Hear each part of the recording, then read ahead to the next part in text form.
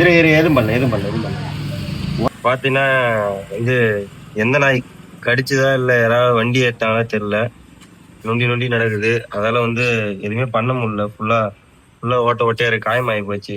இது வந்து ஹாஸ்பிட்டலுக்கு நம்ம கொண்டு போய் என்னன்னு பார்க்க போறோம்.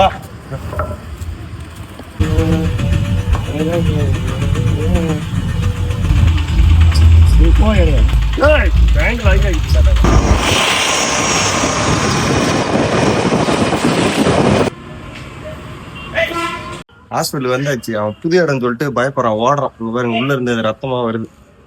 கஷ்டமா இருக்கு. வாங்க போய்தான்.